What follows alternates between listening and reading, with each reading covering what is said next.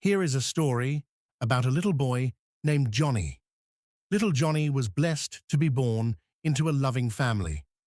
Love has surrounded him during his entire life, and he feels contentment and peace in his heart.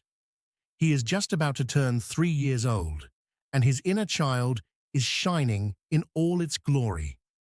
When Johnny starts school, he is introduced to a new world filled with a whole bunch of novel experiences and emotions. Little Johnny has to adapt to these new life experiences. On the first day of school, Johnny experiences a brand new world. Class starts when the teacher asks everyone to introduce themselves. When it is Johnny's turn to tell everyone his name and age, all eyes turn to him. All of a sudden, Johnny feels an inner anxiety he has never felt before. Next, it is playtime. A few minutes for all the kids to play with the blocks the teacher has piled on the floor. Little Johnny goes to pick up a block. Nick pushes him over, and Johnny falls to the floor. Nick laughs at Johnny and calls him a weakling. Now Johnny feels an inner fear about something he has not felt before.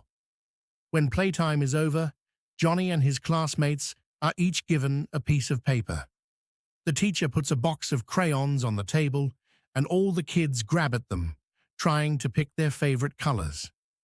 When all the kids are done, Johnny is left with the black crayon and is filled with desire for a better color. The teacher shows everyone how to draw an A. Johnny follows her directions and makes a perfect A on his paper.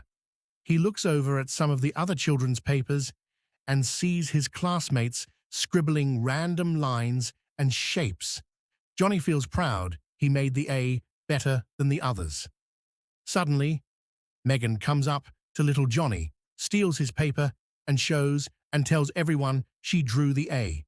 Little Johnny discovers an entirely new emotion of anger. He doesn't understand why she would do that, and he feels sad about it and mad at her. At break time, little Johnny needs to pee. No one told him where the bathroom was in this new place. Where is it? Ah! Johnny finds a corner and pees on the floor. The teacher finds the accident, and a young girl named Julia yells, "It was Johnny." He feels humiliated, guilty, and shameful, and regrets what he did. That morning, Johnny went to class as a happy-go-loving child. He came home drowned in inner negativity, devoid of love, with all these new negative feelings that have replaced his inner contentment and peace. In just one day, he experienced a variety of negative emotions: shame, guilt, fear, sadness, and anger.